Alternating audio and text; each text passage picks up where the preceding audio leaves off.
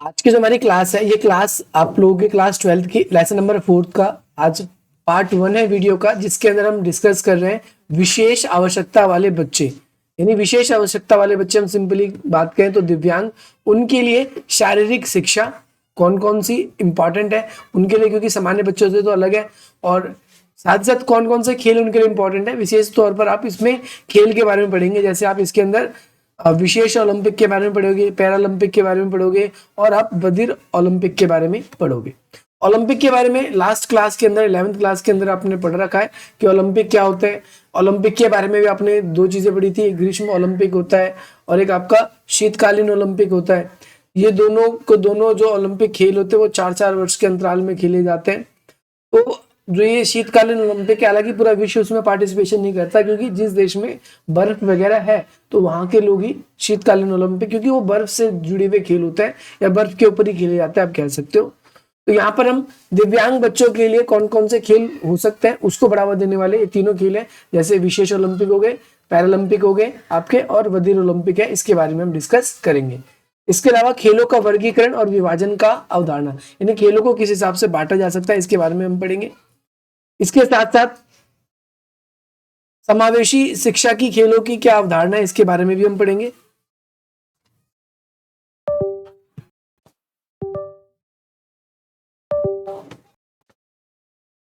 चलिए हम यहाँ से स्टार्ट करते हैं पैरालंपिक से। पैरालंपिक सबसे इंपॉर्टेंट है। समावेशी शिक्षा से आपसे पेपर में बहुत बार क्वेश्चन बन जाता है। और विशेष आवश्यकता वाले बच्चों के लिए शारीरिक गतिविधियों के क्या क्या लाभ हो सकते हैं, क्योंकि आपको पता है सामान्य बच्चों की तरह तो होते नहीं है, जिन्हें हम यहाँ पर दिव्यांग कह रहे हैं। तो ये ऐसे है नहीं जो सामान्य बच्चों की तरह जाकर खेल लें कुछ भी, तो इनकी विशेष स्थिति है इनके लिए, इसलिए सामान्य नियमों से अलग नियम होते हैं इनके लिए। हम सबसे पहले बात करेंगे पैरालंपिक के बारे में। पैरालंपिक आखिर है क्या? ये खेल शारीरिक रूप से विकलांग व्यक्तियों के लिए आयोजित किए जाते हैं। यानी जो पैरालंपिक होंगे वो बेसिकली जो विकलांग व्यक्ति हैं केवल उनके लिए आयोजित किए जाते हैं। सबसे पहली बात आपको ध्यान रखना है, पैरालंपिक जो है वो किसके लिए आयोजित किए जाते हैं, तो विकलांग के लिए। सबसे पहला पैरालंपिक खेल इंपॉर्टेंट है, रोम में शुरू किया गया 1960 में। इंपॉर्टेंट ये भी। तीसरी बात, इस खेल का मुख्यालय आपका वोन यानी जर्मनी में स्थित है। तो हेड ऑफिस की बात करें जो इसे ऑर्गेनाइज करता है, तो उसका हेड ऑफिस कहाँ पर? जर्मनी में, वोन में। पैरालंपिक के बारे में आपको पता चला। इसमें ही आपका दूसरा आपको पढ़ना है स्पेशल ओलंपिक के बारे में। स्पेशल ओलंपिक खेल की शुरुआत 1968 में शिकागो में हुआ था, तो ये भी इंपॉर्टेंट है। स्पेशल ओलंपिक अलग है और पैरालंपिक अलग है। दूसरी बात, विशेष ओलंपिक जो है संयुक्त राज्य अमेरिका की पूर्व राष्ट्रपति जॉन एफ कैनेडी, उनकी जो सिस्टर थी यूनिस कैनेडी शाइवर द्वारा प्रारंभ किया गया था। ध्यान रखना है, जॉन एफ कैनेडी ये अमेरिका के राष्ट्रपति रह चुके हैं, और ये इसी टाइम पे, आपको पता है आपने पढ़ा होगा पॉलिटिकल साइंस में, हालांकि आपका शीत युद्ध का चैप्टर डिलीट है, नहीं तो आप पढ़ते शीत युद्ध में क्यूबा मिसाइल संकट। तो उस समय अमेरिका के राष्ट्रपति जॉन एफ कैनेडी थे, उन्हीं की सिस्टर जो थी जिनका नाम था श्राइवर द्वारा इसे प्रारंभ किया गया था। तो आपको ये भी याद रखना है, इसमें जॉन एफ कैनेडी का भी नाम और यूनिस कैनेडी शाइवर द्वारा इनको शुरू किया गया। और यूनिस को ये विश्वास था, यानी ये भी एक तरीके से दिव्यांगी थी, और इन्हें ये विश्वास था कि बौद्धिक रूप से जो असमर्थ बच्चे हैं, यानी जो बौद्धिक रूप से ठीक नहीं है, असमर्थ है या अस्वस्थ है, यदि लोगों के बराबर उनको भी अवसर दिया जाए तो वो भी बहुत अच्छा खेलों में प्रदर्शन करेंगे। एक एग्जाम्पल है कि एक व्यक्ति जो है वो बिल्कुल स्वस्थ है, जिसके हाथ पैर दिमाग संतुलन सबको सही से काम करता है, और दूसरा कोई ऐसा व्यक्ति है जो अपाहिज है या फिर हम कह सकते हैं दिव्यांग है। तो अगर उनको भी अवसर दिया जाए तो वो भी अच्छा प्रदर्शन कर सकते हैं। हालांकि जो लोग जिनके हाथ पैर पूरे सही हैं उनके जैसा प्रदर्शन तो नहीं करेंगे, लेकिन फिर भी वो अगर उन्हें अवसर दिया जाए तो वो भी अच्छा प्रदर्शन बाकी की तुलना में कर सकते हैं। उसमें उन्हें ये विश्वास था कि बौद्धिक रूप से असमर्थ जो अशक्त खिलाड़ी हैं, बच्चे हैं, वो भी अच्छे खिलाड़ी या विशेष बच्चे बन सकते हैं और खेलों द्वारा अपनी स्थिति को बहुत अच्छा बना सकते हैं। यहाँ पर मेरा कहने का तात्पर्य आपसे शीतल जी का है कि इनके जो हाथ नहीं है, लेकिन तब भी इनको जब अवसर मिला तो ये भारत के लिए जो पैरा एशियन गेम्स हुए उसमें गोल्ड मेडल जीत कर लेकर आई थी। तो ठीक इसी प्रकार से जो जॉन एफ कैनेडी की सिस्टर थी जिनका नाम था यूनिस कैनेडी, इनका भरोसा था कि अगर जो दिव्यांग है अगर उनको भी अवसर मिले तो वो भी क्या कर सकते हैं, एक अच्छा प्रदर्शन कर सकते हैं। स्पेशल ओलंपिक भारत के बारे में बताया गया है। तो विशेष ओलंपिक भारत एक आंदोलन है। अब यहाँ पर भारत नाम जुड़ गया है, भारत के लोगों के लिए है ना। ये एक स्पेशल आंदोलन है जो खेलों में एक जो है उत्प्रेरक रूप से, बौद्धिक रूप से असमर्थ चिंता या मानसिक रूप से विकसित किए गए बच्चों को वास्तविक रूप से जीवन देने में बदलने का प्रयोग करता है या फिर प्रयास करता है। आप ये कह सकते हो कि ऐसे लोग जो मानसिक रूप से या फिर दिव्यांग है, उन बच्चों को क्या करता है, खेलों के प्रति उनकी रुचि बढ़ाने के लिए भारत में भी एक स्पेशल ओलंपिक भारत की स्थापना की गई। इसको सन 1987 में विशेष ओलंपिक इंडिया के रूप में स्थापित किया गया और सन 2001 में इसका नाम बदलकर विशेष ओलंपिक भारत रख दिया गया, है ना। विशेष ओलंपिक भारत नाम रखा गया है। कब नाम रखा गया? 2001 में। भारत सरकार द्वारा इसे जो है मानसिक रूप से असमस्त या अस्वस्थ जो है या फिर जो बौद्धिक रूप से अच्छी क्षमता नहीं रखते उन विद्यार्थियों के लिए, उन बच्चों के लिए किया गया है। और ये एक फेडरेशन है, फेडरेशन का मतलब एक बोर्ड के रूप में इसे स्थापित किया गया है ताकि वो लोग ये, है ना, वो लोग जो बौद्धिक रूप से असमर्थ है वो लोग भी अपने खेलों में प्रतिष्ठा को बढ़ा सके। यहाँ पर ये तस्वीर आप देख पा रहे हैं, ये एक वुमन की, हालांकि थोड़ी सी आपको हॉरिबल लग रही होगी, लेकिन ये यही है जॉन एफ कैनेडी की सिस्टर। ठीक है भाई, हाँ याद रखना आप सभी को। अब भाई भारत में जो देखो स्पेशल ओलंपिक भारत की स्थापना की, इसका उद्देश्य क्या है? तो आप देखोगे उद्देश्य इसका है जो बौद्धिक रूप से अयोग्य बच्चे हैं, यानी जिनका अगर हम कहें बौद्धिक रूप से, मानसिक रूप से जो असमर्थ बच्चे हैं, उन्हें भी एक अच्छा नागरिक बनाया जाए और उनको खेल कूद के जरिए उनकी प्रतिभा को निखारा जाए और उनके अंदर भी कोई ना कोई गुण ऐसा आ जाए जिनके जरिए समाज में उनकी एक अलग पहचान बने और उन्हें भी इज्जत से या फिर आदर सम्मान प्राप्त हो उनको समाज में। स्पेशल ओलंपिक खेल की शपथ, सबसे पहली बात तो मुझे जीतने दो, लेकिन यदि मैं जीत नहीं सकता तो मुझे कम से कम प्रयास में बहादुर होने दो, यानी मुझे प्रयास तो करने दो।